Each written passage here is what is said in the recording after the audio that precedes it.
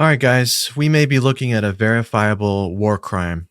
If you've been following our coverage on the Venezuela situation over here, then you would see that they've been circling around war crimes pretty much this entire time, with every strike on these boats that they're saying are alleged drug traffickers and the way that they're handling the whole entire situation. There's been lots of questions and lots of speculation on if they're actually doing things lawfully. So, this report out of the Washington Post: Hegseth order on first Caribbean boat strike, officials say kill them all. Defense Secretary Pete Hegseth gave a spoken directive, according to two people with direct knowledge of the operation. Quote, "The order was to kill everybody," one of them said. The Special Operations Commander overseeing the September 2nd attack, the opening salvo in the Trump administration's war on the suspected drug traffickers in the Western Hemisphere, ordered a second strike to comply with Hegseth's instructions. Two people familiar with the matter said. The two men were blown apart in the water. Hegseth's order, which has not been previously reported, adds another dimension to the campaign against suspected drug traffickers. Some current and former U.S. officials and law of war experts have said that the Pentagon's lethal campaign, which has killed more than 80 people to date, is unlawful and may expose those most directly involved to further prosecution. Even if the U.S. were at war with the traffickers, an order to kill all the boat's occupants if they were no longer able to fight, quote, would in essence be an order to show no quarter, which would be a war crime, said Huntley, now director of the National Security Law Program at Georgetown Law. The commander overseeing the operation from Fort Bragg in North Carolina, Admiral Frank M. Mitch Bradley, told people on the secure conference call that the survivors were still legitimate targets because they could theoretically call other traffickers to retrieve them and their cargo, according to two people. He ordered the second strike to fulfill Hegseth's directive that everyone must be killed.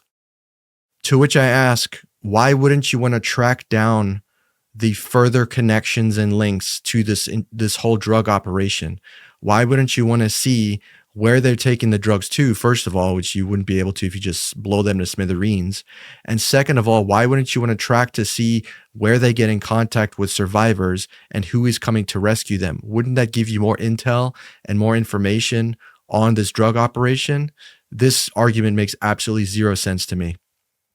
Speaking a day after the first strike, Hegseth told Fox News he watched the live video feed. We knew exactly who was in that boat, we knew exactly what they were doing, and we knew exactly who they represented. And that was Tren de Aragua, a narco-terrorist organization designated by the United States trying to poison our country with illicit drugs. But in classified briefings to members of Congress, Pentagon officials have not provided any specific names of traffickers or syndicate leaders they have targeted, nor have they publicly released further information beyond surveillance videos of the strikes themselves. The only footage that the Pentagon has released for evidence that these are drug traffickers are the ones that we've all seen, the ones they play on CNN and Fox News of the drone targeting these boats and just blowing them to smithereens. They don't show anything about how they found these boats, where they came from, how long they've been tracking them, any other links to ground operations, where they got loaded, where they were heading to, how many times they have to refuel to get to the U.S. No other information is provided. Absolutely nothing. So these claims are highly suspect in addition to the limited information and footage that they've released to the general public. Trump and the Pentagon said that the September 2nd strike targeted the members of the Venezuelan gang Tren de Aragua, but have not provided evidence to support those claims. In subsequent strikes, the administration has referred to the alleged smugglers as members of, quote, designated terrorist organizations, a blanket term that lacks detail. There are also gaps in the videos the administration has released of the strikes. Some show little beyond an initial violent explosion. There has been no public release of a subsequent video strike, and the Pentagon has not fulfilled a bipartisan request from lawmakers to see unedited footage, making it impossible to verify any of the administration's claims. The lack of transparency is a major obstacle to government accountability for its use of force, Huntley said. Really, the only oversight, he said, is public and political pressure. This has been the theme of this entire Venezuela operation, if you will, since the beginning. They claim one thing, which is they're bringing drugs over these boats. They show footage of these boats getting blown up, and that is it. End of story. No other evidence, no other claims, no due process, no arrests, no anything else beyond what they've shown the public, which is tiny little clips of video footage. Um, and we're supposed to believe that this operation is supportive enough to warrant the overthrow of a leader of a sovereign nation. And Mike, what do you think about these latest developments with this Hegseth order to quote kill them all? I definitely think it's concerning. I believe, in particular, what makes it a war crime is I believe the footage had showed that there were survivors from the first strike. So they hit the boat once, and not everybody dies. So there were still people that were survivors. And then I believe international law dictates through the Geneva Convention that you can't kill wounded combatants. So even if you're considering them combatants, they're now wounded because you've just attacked them with a missile. But to go back and say finish them, kill them all, blah blah blah. I think that in particular is the specific war crime that's being addressed here. And it seems, at least based off of these reports, it seems pretty obvious that that is what happened. And as you mentioned, they're not showing anything in terms of evidence that could link them to, you know, this organization or that organization. We just kind of have to take them at their word for it.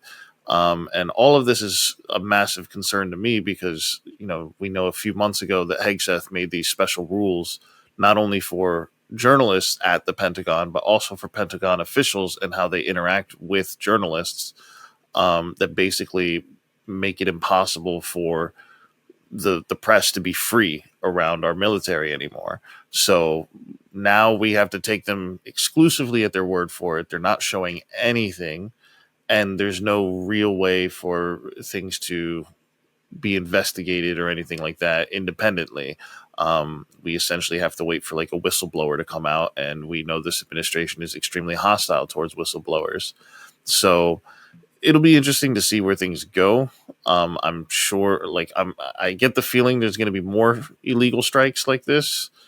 So, but I think this is something that's important to keep in mind because with that video that was recently made by those Democrats talking about, hey, we should encourage our service members to decline illegal orders.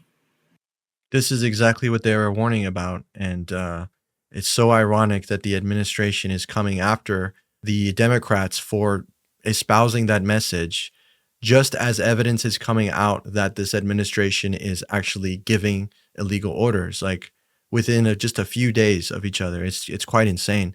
And hopefully these people that were involved in the strike that heard the order, if there's any kind of justice, they will be brought to testify, all in due time, and we'll see what comes of that. But a lot of people are talking about the Nuremberg trials, saying that we were just following orders is not a good defense, and it probably won't be one in this case either.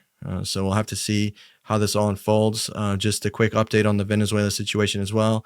Apparently, Trump will be giving a statement today at 5 o'clock on Monday. So we'll be keeping an eye on that, and we'll be updating you guys as we go.